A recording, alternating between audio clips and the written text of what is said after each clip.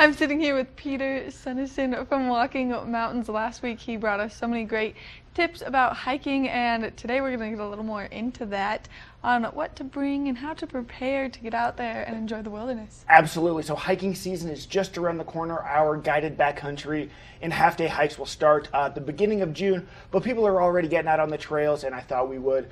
I thought I'd bring my backpack with some stuff packed, kind of show the basics of what you might need out there. I also got some stuff that you might see out on the trail, and then I brought some of my favorite pictures from some of our favorite locations throughout the summer where we're going to be taking guests and groups. Perfect. Let's dive right in. So one of the things that most people are going to want out on the trail, first aid kit, simple, straightforward. Yes. We carry ours with everything from tapes, Band-Aids for blisters, a little bit more advanced first aid stuff, EpiPens, inhalers, anything kind of that first aid medical equipment on the trail. Always good to have with you. In addition to a first aid kit, what else do I have? What do we have here? Looks like a tine, 1-year-old deer, a young deer. Baby. So this would be a shed from a 1-year-old. Keep your eyes open on the trail out there. There are sheds to be found. Are there any regulations on picking up sheds? So there are. Check with your Forest Service. It is, people do go out and hunt for the sheds this time of year, right after the snow melts.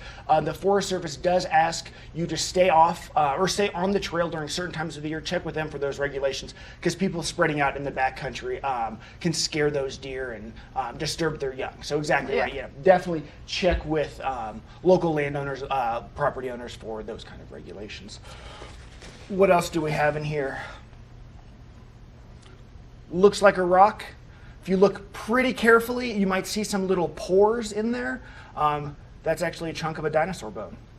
That's cool. So if you're doing any hiking west of here, Grand Junction area, north of Grand Junction Dinosaur National Monument, keep your eyes open. You never know what you're going to find. It might look like a rock. Bring it into your local Natural Science and Sustainability Center. We'll tell you exactly what it may be.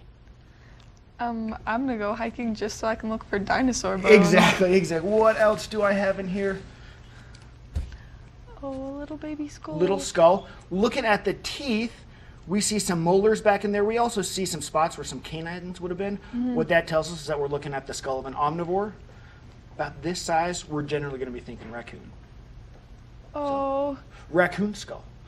So again, we might not see wildlife out on the trail. We do see signs of them. We do see tracks from them. We do see scats from them. So, identifying bones, skulls. Another thing, if you see something out on the trail, take a picture, send it to us at Walking Mountains, and we can help you identify it.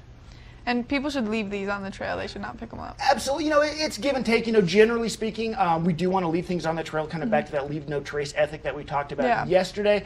You don't want to touch anything. There are a lot of bones out there this time of year that still have flesh and fur on them from animals that were killed over the winter. So, we do recommend leaving things alone. If it's really interesting, take a picture, send it to us. We can help identify it. Okay. That is good to know. I think that might be the last thing I've got in here. What is this? That one looks like a rock. That is a rock. It's a special rock. That is from the top of Mount Elbert, highest point in Colorado, one of our destinations for our hiking program this year. So if you want to come hiking with us, check out our website at walkingmountain.org/hike and learn about all the fantastic destinations where we're going to be going.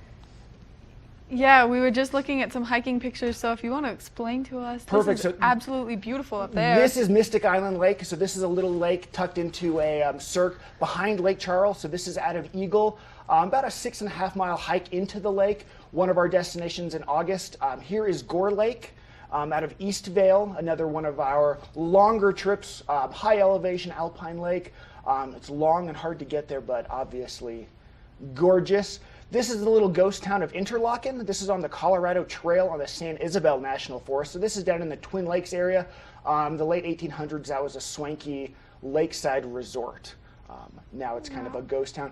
And then finally, this is the local favorite. These are the Missouri Lakes. This is from the top of Missouri Pass, looking down at the Missouri Lakes. We take folks up to the Missouri Lakes. We do the Missouri Fancy Loop.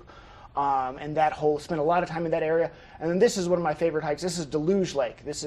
We are turning around. You can kind of see me there in the middle. This is us turning around back through the grassy fields that lead up to Deluge Lake in East Vail. So again, another hard one, but worth getting up to. And then finally, this is Bowman Shortcut. So this is a hike out of Vail Pass. You can kind of see the Gore Range there in the distance through the pine trees. Another gorgeous hike for wildflowers. We're going to be heading up there in July. That is my absolute favorite kind of hikes, is when you go up and you just like enter into this beautiful field of rainbow colors, and I think that there's nothing more spectacular. Yep, and we're getting close. You know, hiking season really is going to kick off the beginning of June. First couple weeks, really the month, we're going to be hitting wildflowers galore. So we're excited about it. We're looking forward to seeing what's going on out there. I mean, I'm excited about it. Peter, thank you so much for meeting us and giving us some great hiking tips. Coming up next, we're going to be talking about what's coming on tomorrow's show, so stay tuned.